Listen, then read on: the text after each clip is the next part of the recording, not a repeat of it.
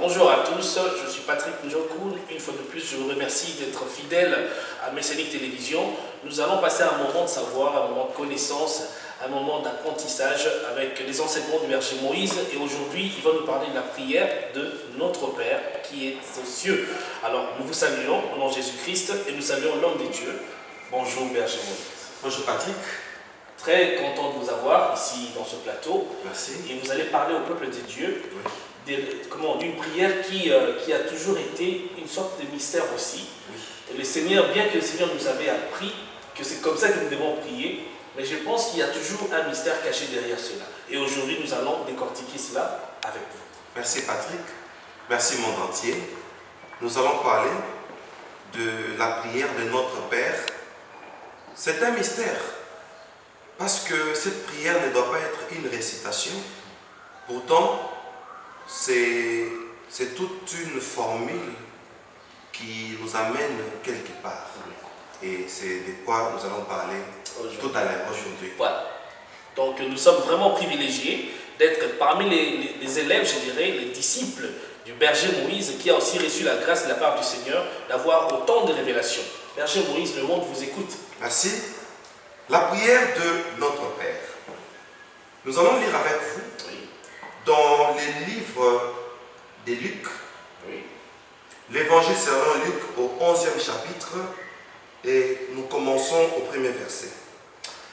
Je lis au nom de Jésus-Christ. Amen. Jésus priait un jour en un certain lieu. Lorsqu'il eut achevé, un de ses disciples lui dit : Seigneur, enseigne-nous à prier, comme Jean l'a enseigné à ses disciples. Par là, nous gardons la page. Nous allons d'abord ressortir une nuance d'un bon disciple sur ce passage. La Bible nous dit que Jésus priait en un certain lieu.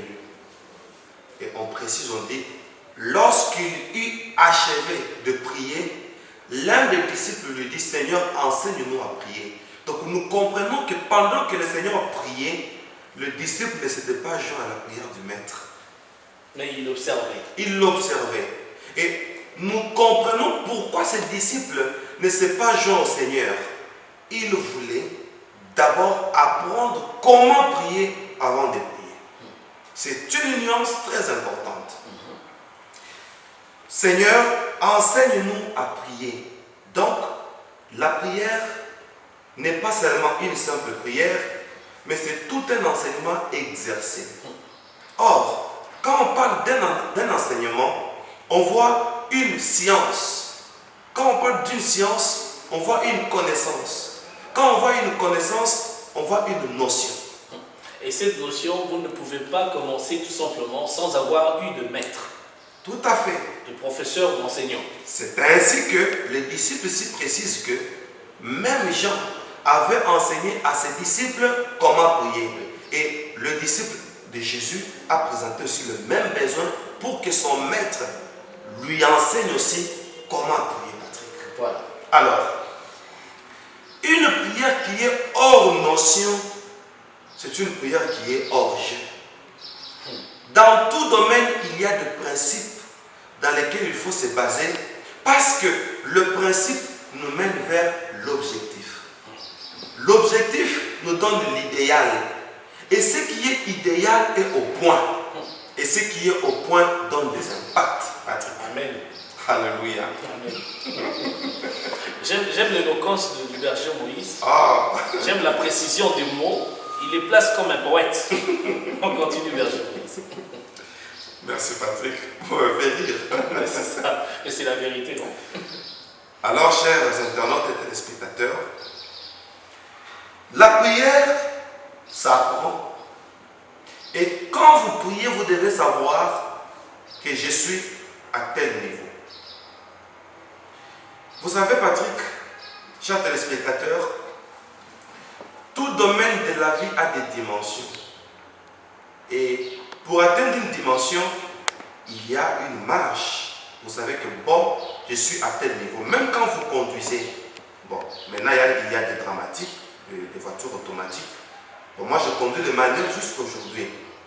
Alors, quand vous conduisez, vous savez, je suis sur une pente. Ici, on m'exige autant de vitesse. Je connais quelle vitesse engager pour avoir telle allure. Donc, je fais ceci parce que ça doit m'amener à. Donc, c'est ça la prière. La prière doit nous amener à quelque chose. Alors, il faut savoir la règle du jeu. Au verset 2, maintenant moi je vais lire, je vais scinder.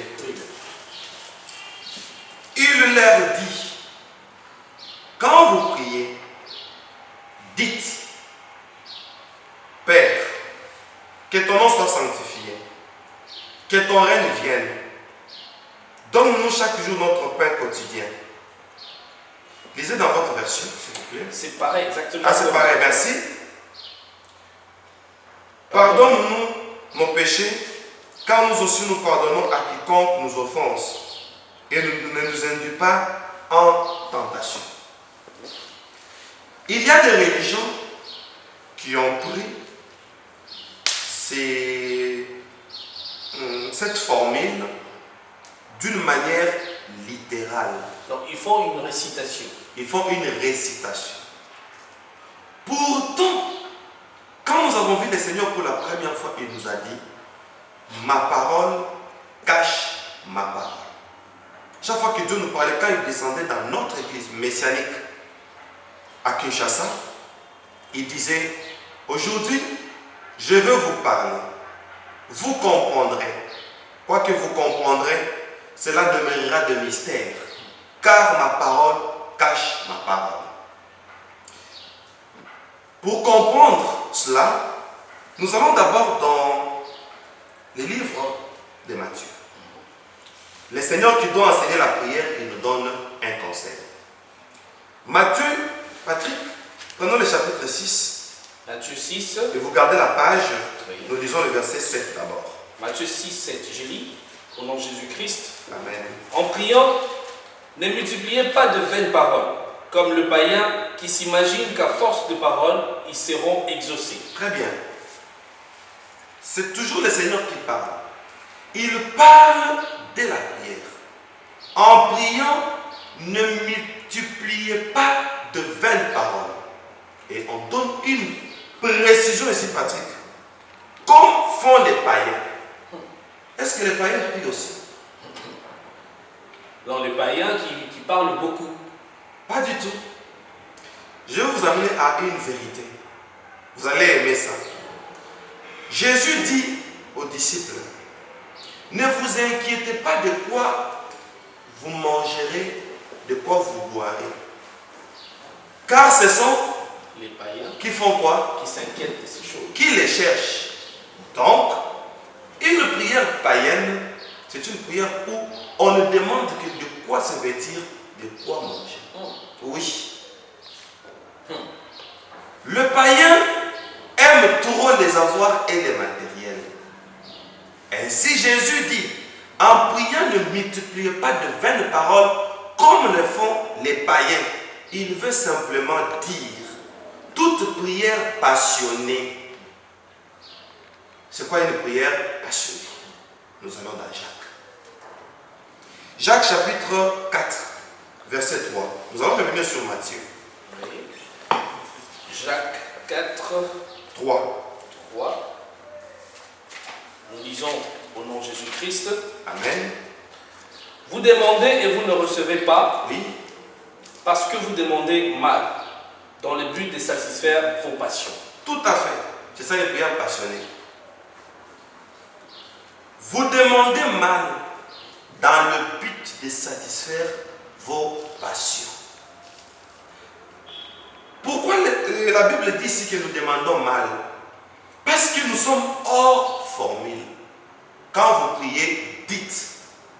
Notre prière ne doit pas toujours être une prière magique. Parce que le Seigneur dit, votre Père qui est dans les cieux sait déjà de quoi vous avez besoin. Nous n'avons rien à lui rappeler. Je donne un exemple. La Bible dit, cherchez premièrement le royaume des cieux et le reste vous sera donné par-dessus.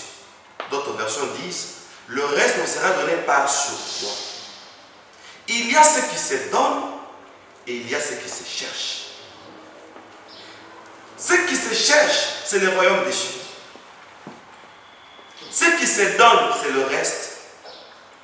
Ça ne se donne pas. Allez-y. Et nous faisons le contraire. Nous faisons le contraire. Nous voulons qu'on nous donne ce qui se cherche et qu'on cherche ce qui se donne. C'est ce qui a brouillé notre prière. Il y a ce qui se donne et ce qui se cherche. Comme la fortune, les richesses de ce monde. Ça se donne. Vous savez, pour que ça se donne, la Bible nous parle de la naissance de Jésus Patrick. Jésus est né. On lui a apporté l'encens, l'or et la myrrhe pour prophétiser les 3 phases du ministère de Jésus. Le livre d'Hébreux au chapitre 4, on nous dit Jésus-Christ a traversé le cieux comme un souverain sacrificateur. Jésus étant sacrificateur, on lui a apporté l'encens par les 3 mages. Un ustensile, un matériel pour sa sacrificature. Il ne l'a pas demandé. Quel est le mécanisme qui a déclenché l'apport des ustensiles de son ministère sans demander? Il nous montre déjà le ministère qu'il nous apporte dès sa naissance pour dire: je vous amène un système où vous allez recevoir les choses sans les demander. Pourquoi? Il faut avoir une qualité, laquelle je vais donner rapidement. Pour recevoir ces choses. Pour recevoir sans demander. Nous avançons avec le verset. Patrick, on lui donne l'or par l'un des 3 mages. Les gens disent qu'il n'était pas 3. En tout cas, on n'est pas là. On n'est pas là. Nous sommes sur le présent. L'un des 3 mages donne l'or. Pourtant, le Dieu de l'Ancien Testament était méconnu. Dieu mal compris. Et Jésus-Christ est venu, comme Jean dit, la parole a été faite chair. La parole qui était au commencement et la parole qui était Dieu. Donc Dieu est venu pour que le monde le découvre. C'est ainsi qu'on lui donne l'or pour témoigner sa divinité, sa royauté, l'or étant le roi des métaux. C'est pourquoi on lui donne l'or, mais il n'a pas demandé l'or.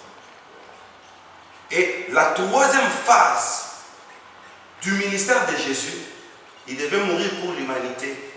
Or, on embaumait les morts à l'époque de Jésus avec de la myrrhe. L'un des 3 mages lui donne de la myrrhe. Il n'a pas demandé. Qu'est-ce qui a attiré les mages? L'impact était l'étoile. Donc Jésus nous amène le ministère de l'étoile. Et c'est quoi l'étoile? L'étoile a 2 interprétations, Patrick. Première interprétation, Dieu dit à Abraham: regarde le ciel, regarde les étoiles, telle sera ta postérité. Autrement dit, Dieu dit à Abraham que tes enfants ressembleront aux étoiles. Or, quand on voit Abraham, on voit la foi, le père de tous les croyants. Pour dire, il suffit d'avoir la foi en Dieu. Il suffit d'appartenir à Dieu. Automatiquement, on devient étoile. Automatiquement, on suscite ces mages. Patrick. Donc, les choses vont venir vers toi.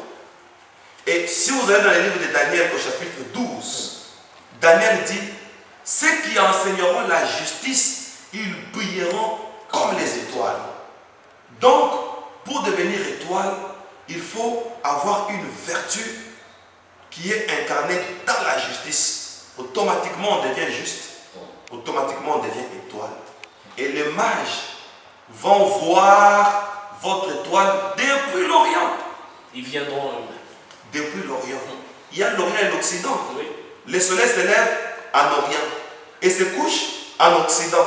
Alors, si les mages viennent de l'Orient, là où le soleil se lève, et le soleil de justice, c'est Dieu, pour dire: Dieu vous enverra des gens parce que vous avez été juste. C'est ça les mages qui viennent de l'Orient.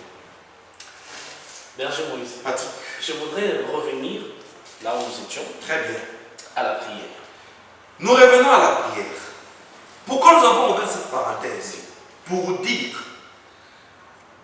la prière a deux mots appropriés. Tu vois, nous avons ouvert la parenthèse pour dire, ce que nous disons, c'est le paganisme. Une prière matérielle. Donc lorsque quelqu'un demande une femme, je demande une maison, je demande un travail par exemple, ce n'est pas vraiment une bonne prière. Ce n'est pas vraiment une bonne prière, mais nous devons parler à notre Père. N'en faisons pas une doctrine. Voyez-vous, une prière toujours matérielle, matérielle, matérielle. Non, il y a des dimensions à atteindre, une dimension qui va attirer les matériels. C'est pourquoi nous avons ouvert la parenthèse. Très bien. Nous revenons, Patrick. Nous sommes toujours dans le livre de Matthieu. Oui. Maintenant, je vais scinder. Le verset 7, vous avez dit, en priant, ne multipliez pas de vaines paroles. Vous avez compris déjà? Oui. Donc, des paroles où nous voulons seulement satisfaire nos passions, comme les païens. Nous avons expliqué ce qui est un païen ici, qui s'imaginent qu'à force de paroles, ils seront exaucés. Quelqu'un qui dit à Dieu, Seigneur, si tu ne me donnes pas une femme cette année, je t'abandonne. Je ne te sers plus. Cela importe peu à Dieu. Ce n'est pas ça le secret de la prière. Ne leur ressemblez pas, 8. Car votre Père sait de quoi vous avez besoin, Patrick. Amen. Avant que vous le lui demandiez. Très clair. Nous prenons le verset 9. Voici donc comment vous devez prier.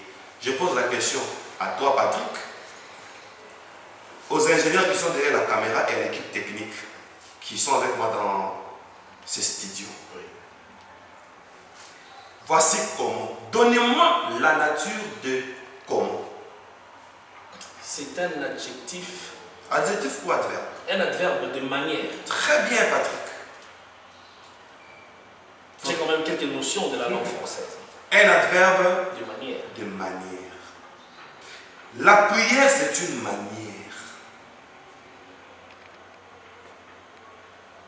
La prière, c'est un savoir-faire. La prière, c'est un savoir-vivre. Oui. Voici comment.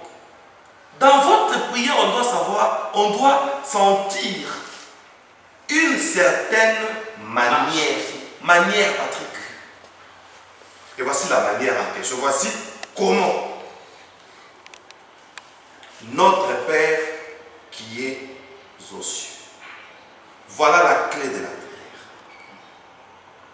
La clé de la prière dit, c'est lui qui est aux cieux. On a mis ça au pluriel pour montrer la distance. Les cieux des cieux. Il est au-delà du firmament, au-delà du cosmos. Dieu est là, dans les cieux. Il y a ceux qui disent qu'il y a ce ciel. En tout cas, nous ne sommes pas là. Nous sommes dans la prière. Il est aux cieux. Nous sommes sur la terre. Maintenant, nous sommes sur terre. Maintenant, le Seigneur crée une relation de dépendance. Quoique, là aux cieux, il y a quelqu'un, il doit devenir notre. C'est ça la clé de la prière.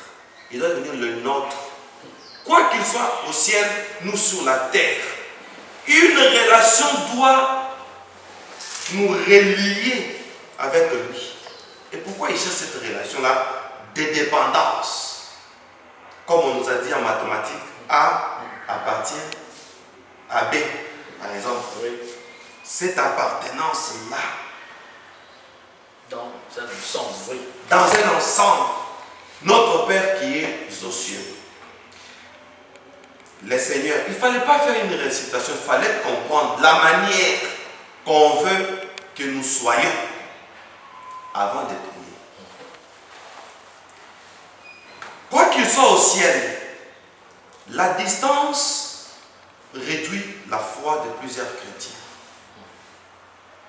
Quand quelqu'un va voler, regarde à gauche et à droite. Quand quelqu'un veut se prostituer, il surveille les gens. Un jour, un singe est venu Un chasseur a fait un régime de bananes. Il a chassé, il n'a rien trouvé. Il a trouvé un régime de bananes mûres. Fatigué du chemin, il a déposé, il est monté sur un arbre pour se reposer. C'était un campagnard. Pendant qu'il se reposait, un singe est venu. Il regarde à gauche, il regarde à droite. Il n'y a personne. Le chasseur dit voilà, l'animal que je dois aller manger. Il regarde à gauche, il regarde à droite, personne. Il prend une banane, il mange. Il regarde à gauche. Or, le propriétaire est en haut, il regardait. Quand quelqu'un veut pêcher, je n'ai jamais vu quelqu'un, ça va vous faire rire, il regarde à gauche, il regarde à droite, il regarde aussi en haut.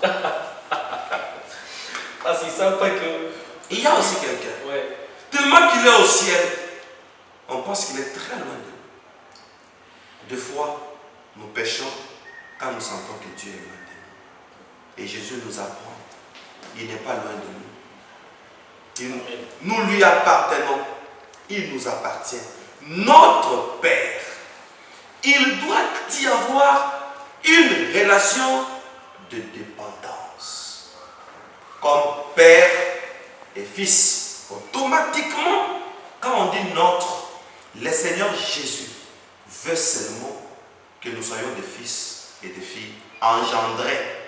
Comme la Bible dit dans Corinthiens, vous serez pour moi des fils et des filles et je serai pour vous un père. Patrick. Non, ça, c'est seulement cette ligne-là de la prière. Notre Père qui est aux cieux. Le Seigneur veut seulement que Dieu, qu'il nous engendre.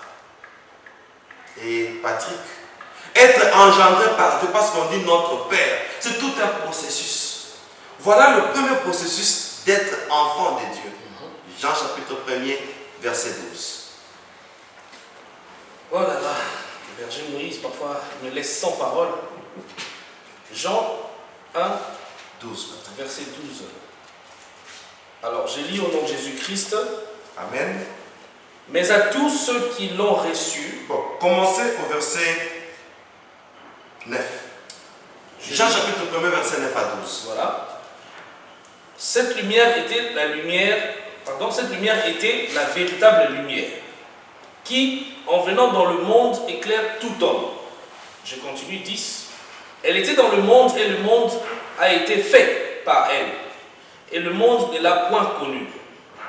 Elle est venue chez les siens et les siens ne l'ont point reçue. Mais à tous ceux qui l'ont reçue, à ceux qui croient en son nom, elle a donné le pouvoir de devenir enfants de Dieu, lesquels sont nés, 13. non du sang, ni de la volonté de la chair, ni de la volonté de l'homme, mais de Dieu. On s'arrête là. Elle a donné la parole, le pouvoir de devenir enfants de Dieu, lesquels sont nés. Donc un enfant de Dieu a des caractéristiques de sa nouvelle naissance. Ok? Oui. Voilà les caractéristiques de notre nouvelle naissance. Qui est né de nouveau? On dit lesquels sont nés non du sang. Ok? Oui. De la chair. Ni de la volonté de la chair, ni de la volonté de l'homme, mais de Dieu. Quand on dit être né non du sang, c'est-à-dire un enfant de Dieu, né de Dieu, le sang ne prime plus sur lui. Or, le sang symbolise le principe biologique. Le sang symbolise l'état récessif. C'est quoi l'état récessif?